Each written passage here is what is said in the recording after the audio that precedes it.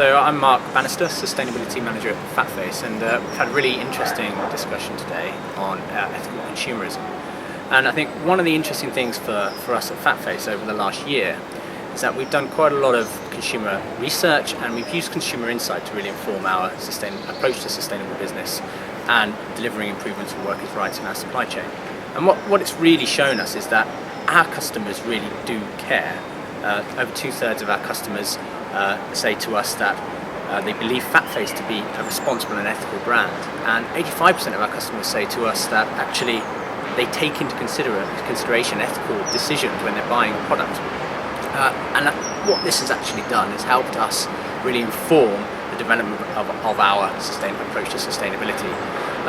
What we've also learned, though, is that ethics alone is not the number one factor when buying a product.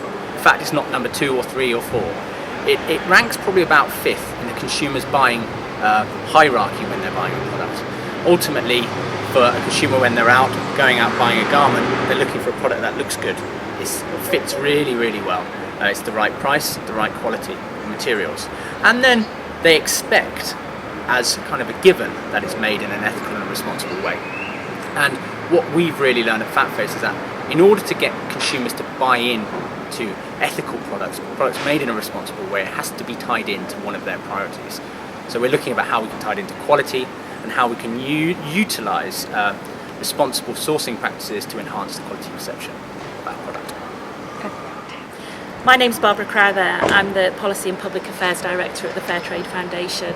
We've had a really interesting and stimulating morning, and it's given us real pause for thought on what is the role and the power of consumers in global supply chains. And what it's clear is consumers, a lot of people do say they care very strongly. That care and concern doesn't always translate into an ethical purchase, but it does give business a good reason to look very carefully at what is going on in their supply chains and to act, not just because they think it will drive product, but because it is the right thing to do and will meet their customers' expectation of the values and the responsibility that they espouse as a brand. The other thing, I think, is that when we're looking in the arena of workers' rights, is what role we can play as NGOs working with business, working with global supply chains together.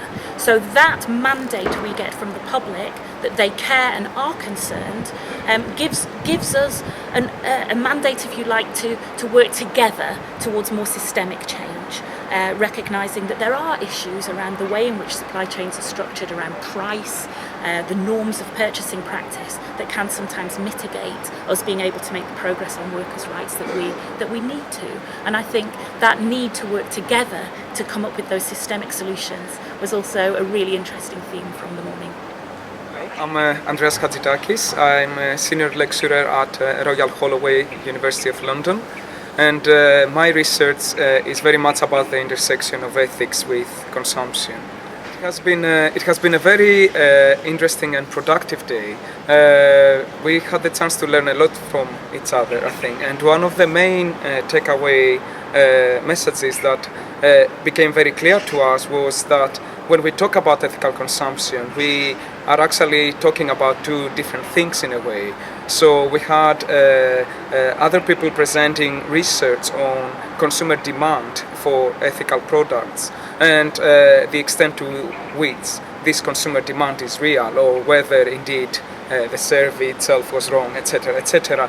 But then we realized that we could talk about ethical consumption in a different sense, which is a more rhetorical, linguistic sense that has to do with to what extent is the idea of the ethical consumer used by itself as a way of pushing for environmental and social justice related move initiatives. So in a way we talked about the idea of an ethical consumer being used rhetorically as a way of pushing different kinds of agendas by different actors. So in the same way that we had today someone talking about how evidence of consumer demand for ethical clothing drove environmental innovation within that particular company, we could imagine alternative scenarios where evidence of a lack of consumer demand for ethical products leads into less virtues, less positive outcomes coming from different kinds of business decisions. My name is Deirdre Shaw. I'm Professor of Marketing and Consumer Research at the Adams Smith Business School at the University of Glasgow. My research throughout my academic career has focused on issues of consumption ethics. At the discussion table I was involved at today, we were talking about the notion of consumer responsibility and how far consumers' responsibility actually extends.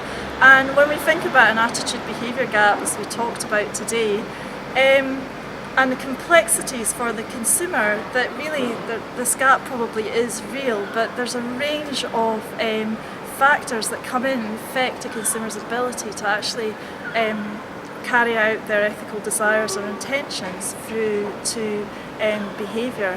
A huge range of concerns if we think about the things that we ask consumers to consider, such as workers' rights, as we focused on today, but also demands to reduce and recycle, to think about buying local, to not to fly, not to drive, to use less energy, consume green energy, and we think about that across all of the choices that we make every day, then it becomes very overwhelming for individual consumers to actually enact these various concerns.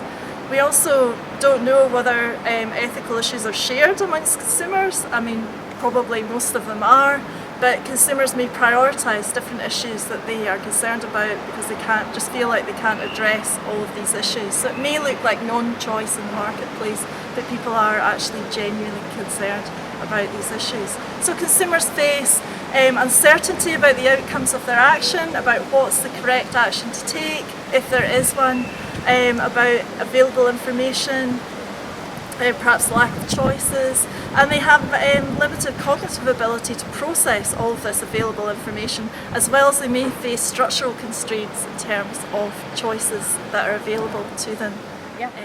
So another interesting thing that we talked about today was colleagues showed some data documenting the lack in trust in institutions and how that has led into consumers feeling they have to do even more when it comes to environmental and social justice.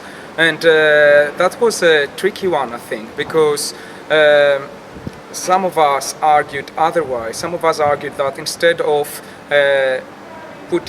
asking consumers to fill the gap left by the demise of these traditional top-down institutions, from NGOs to governmental organizations, we should actually ask for these institutions to consolidate themselves and regain our trust. Relating again to Deirdre's point, we shouldn't put the burden on consumers. We have to talk about the broader picture as well and the complexity of the different institutions that are involved in ensuring some sense of environmental and social justice.